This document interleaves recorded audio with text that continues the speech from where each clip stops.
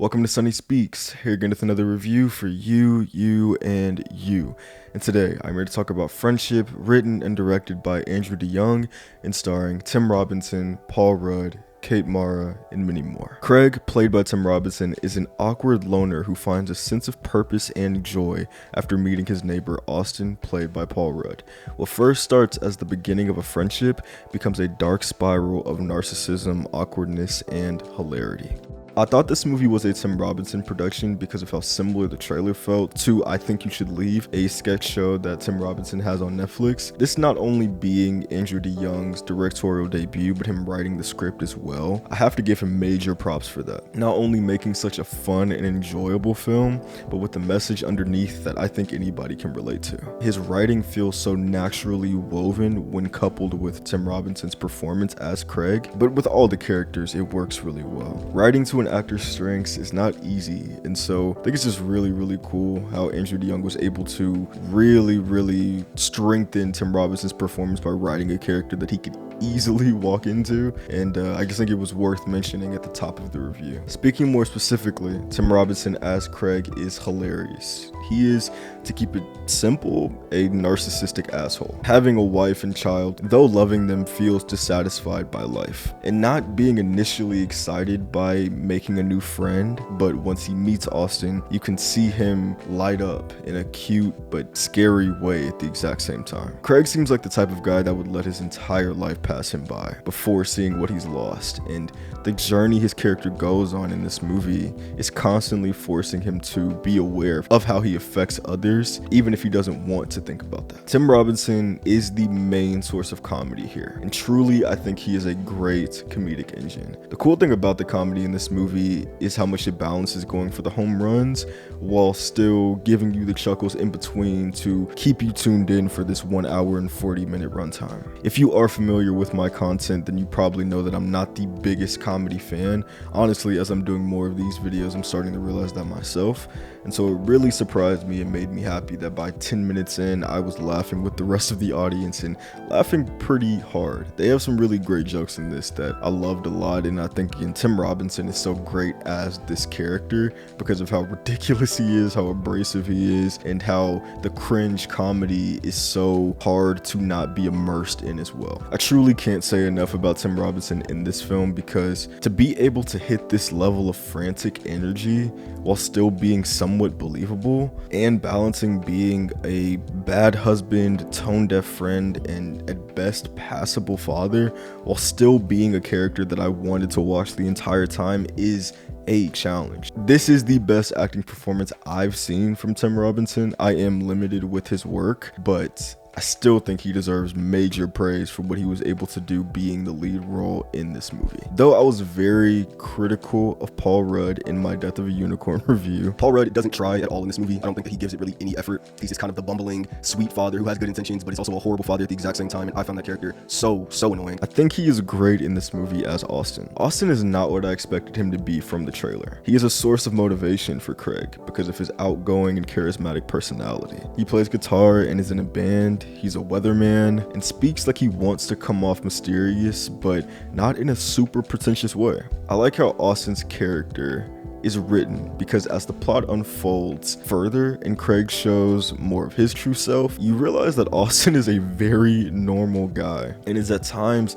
shocked and perplexed by how odd Craig is, though having a soft spot for him for some reason. The chemistry between Craig and Austin is great because it goes from being a kind and growing friendship to a stalker situation to by the end seeming like they are the only two that can only truly understand each other because of what they hide from their loved ones. Their dynamic is the heart of this movie, and without these two actors working so well together and being believable regardless of the circumstance, this movie wouldn't be nearly as funny to me. Kate Mara plays Tammy, Craig's wife. In a movie filled with sad and yet interesting characters, I would say she is definitely one of the more intriguing pieces to the puzzle. Tammy is a cancer survivor trying to find herself again in her passion of being a florist. Her relationship with her family is odd, to say the least. Tammy and Craig have a strange connection that is more toxic than not, but it is obvious that they love each other to some capacity.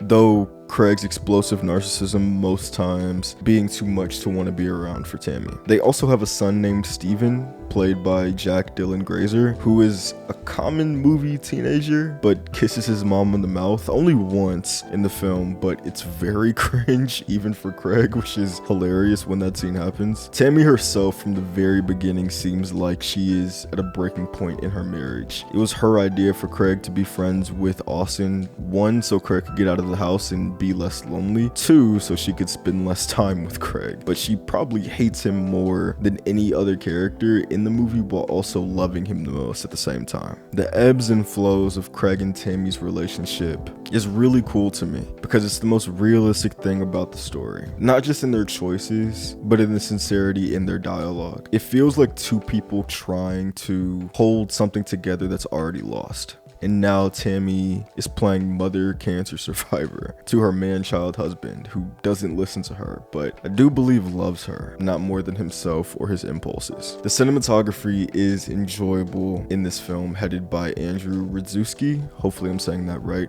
but especially the lighting and Chloe Carmen with the costume design for each character tells you a full story before the dialogue is even said. What I appreciated the most about this story is that despite all of the absurdity and hilarious chaos that is created by Craig and his actions and the very funny reactions from the people around him, this whole story is about loneliness and searching for what can make you happy, either that being a person or activity. The movie doesn't give you a straight path or answer, because in life there isn't one. Only you, the individual, gets to decide if where you are and the people you're around makes you smile. And I really appreciate that the movie has all this crazy shit going on. Underneath it all is just a tale of people not knowing what to do with their lives. I can relate, and I bet you can too. This film also doesn't even try to venture down a horror path at all. This movie is strictly a comedy, and in my opinion, a very, very good one. Overall, I would give this movie a partly Sunny rating, which is way higher than I expected it to be. I was in a full theater when seeing Friendship, and the first word that Tim Robinson's character said, people were already laughing a little too hard in my opinion. I worried if this was just going to be a theater full of fans of his Netflix show, and though that probably being true, I couldn't help but get swept away by the waves of laughter and good vibes all around me in the building. And even in the middle, when the jokes did calm down a little bit, I always found the plot engaging and I never felt detached from what I was watching. I'm really, really glad I saw this movie. It's the best comedy I've watched so far this year. And my only real criticism, or maybe just a wish that I would have liked, is to have more black people present in this movie other than them just having reaction shots or singing, because black people do exist within this film, but I think it would have been cooler if there was a character that played a part who was also black. I think Tim Robinson's friend and collaborator on Detroiters, Sam Richardson, would have been great in this movie, and it would have been interesting to see what type of character he could have played.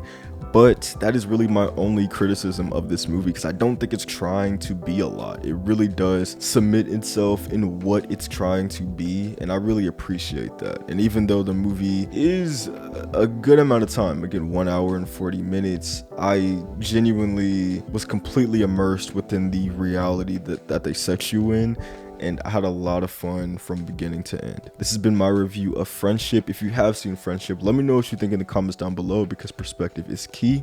If you haven't seen Friendship, let me know if this review makes you want to go see the movie or not. I, again, highly recommend it. I liked this movie, again, so much more than I expected to, and I would definitely watch it again. Like and subscribe. Thank you for watching. Thank you for being here. I'll be back again, and peace.